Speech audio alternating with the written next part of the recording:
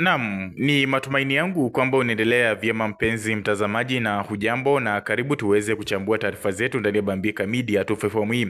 Mtazamaji, tuanze na taarifa ambapo Rais William Ruto anatumia mbinu zote kuhakikisha kwamba anamshawishi kiongozi wa chama cha Wiper Kalonzo Musyoka kuweza kujiunga na serikali ya Kenya Kwanza.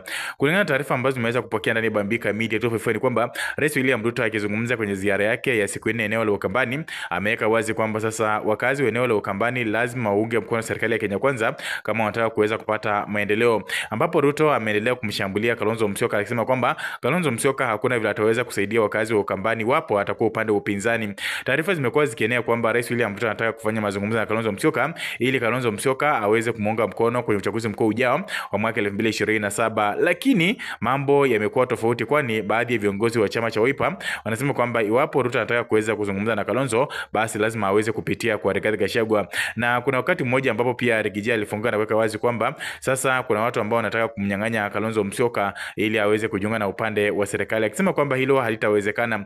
Mtazamaji, kwa maoni yako nafikiria kwamba je, eneo la Ukambani litaweza kuunga mkono serikali ya Rais William Ruto ama nafikiria kwamba hilo haliwezekani, ambapo mara nyingi Ukambani wamekuwa wakishirikiana na Raila Amolo Odinga na kwa miaka mingi wameachwa nyuma kimaendeleo, lakini sasa Rais William Ruto anasema kwamba kwa sababu viongozi kutoka eneo la Nyanza tayari wanaunga mkono serikali ya Rais William Ruto, kwa hivyo pia wakati umefika wa wakazi kutoka eneo la Ukambani kuunga mkono serikali ya.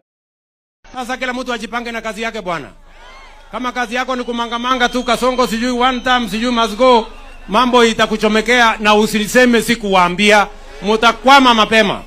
Si unajua niliwaambia hao watu zamani wawache seminar na wawache mkutano, wakuja waeleze wananchi mambo yao, si walichelewa, si ni wanyorosha. Sasa hii sijui ama namna gani? Makueni hoye! Makueni hoye! Lakini sikizeni, safari hii nimesema hii Ukambani kwa mapenzi ya Mungu, kwa vyovyote hii Ukambani haiwezi kukaa upinzani tena. Mimi na hama na nyinyi tunaenda kwa serikali. Mwenye anataka kukaa upinzani shauri yake. Ama namna gani? Wangapi wanakubaliana na mimi watu wa Ukambani tutembee pamoja? Harambee!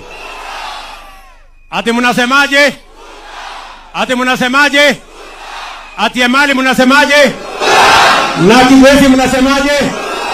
Na Makueni mnasemaje? Na Ukambani mnasemaje? Hebu nione wao wanasema tutam. Ndio. Si kila mtu hapa anataka tutam. Si hata Junior anataka tutam. Ama unataka one time? Unataka tutam. Si ndio?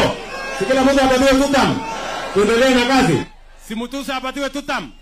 Tuendelee na yeye mbele. Ndio tupange maendeleo ya hapa. Wangapi wanakubali tutembee hiyo barabara chameni? Basi